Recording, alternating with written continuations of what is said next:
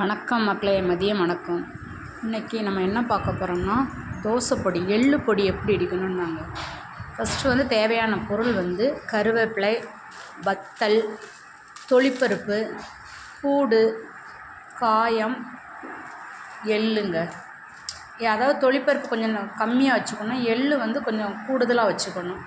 ஏன்னா எள்ளு பொடி பார்த்திங்களா, அதனால் வெறும் எள்ளா போட்டு இடித்தா டேஸ்ட் இருக்காது. அதனால் நம்ம எள்ளு கொஞ்சம் கூடுதலாகவே போட்டுக்கணும்.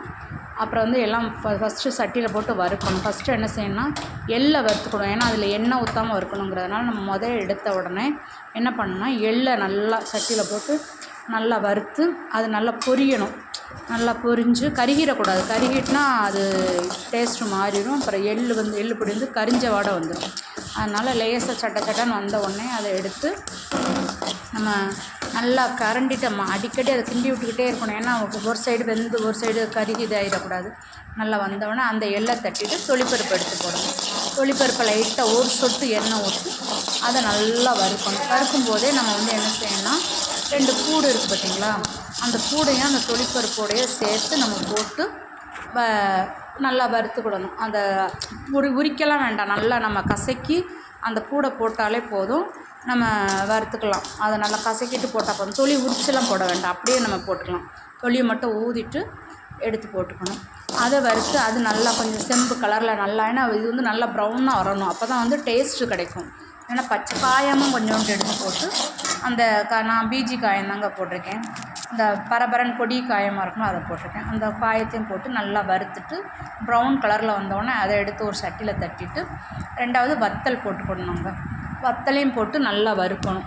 வத்தலை போட்டு நல்லா வறுத்துட்டு அது கொஞ்சம் நிறம் மாறி வரும்போது நம்ம என்ன செய்யணும்னா கொஞ்சம் கருவேப்பிலையும் எடுத்து, அந்த கருவேப்பிலை இருக்குல்ல நம்ம உருவி வச்சுருக்கோம் பார்த்திங்களா, கருவேப்பிலை டேஸ்ட் நல்லா கிடைக்குங்க. அதனால் கருவேப்பிலையும் போட்டு அதையும் நல்லா ப்ரௌனாக வறுக்கணுங்க. அது நல்லா சுருங்கி வந்த உடனே எல்லாத்தையும் போட்டு சட்டியில் நம்ம ஆற வைக்கணும். ஆற வச்சுக்கணும் நல்லா. ஏன்னா உடனே சூட்டோடு போட்டோம்னா மிக்சியில் இதாகாது.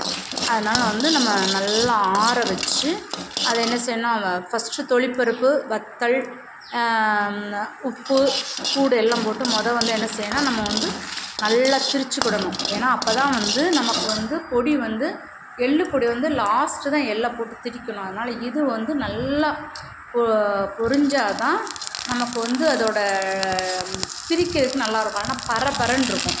அதனால் என்ன செய்யணும்னா நல்லா ஆறினவுடனே இப்போ என்ன செய்யணும்னா அதை எடுத்து நம்ம மிக்சியில் போட்டு நம்ம சொன்ன மாதிரியே ஃபஸ்ட்டு தொளிப்பருப்பு, வத்தல், பூடு, உப்பு எல்லாத்தையும் போட்டு நல்லா ஒரு திருக்கணுங்க. திருக்கினவுடனே எள்ளையும் போட்டு ஒரு திருக்கணும். ஏன்னா நல்லா பட்டா திரிச்சோடனே எள்ளை போட்டு திருக்கணும். எள்ளு பொடி ரெடி ஆகிடுச்சுங்க. டேஸ்ட்டாக இருக்கும். இட்லிக்கு தோசைக்கு நல்லாயிருக்கும். நீங்களும் செஞ்சு டேஸ்ட்டாக சாப்பிடுங்க. நன்றி. டேஸ்ட்டாக இருக்கும் எள்ளு பொடி. இதாங்க எள்ளு பொடி.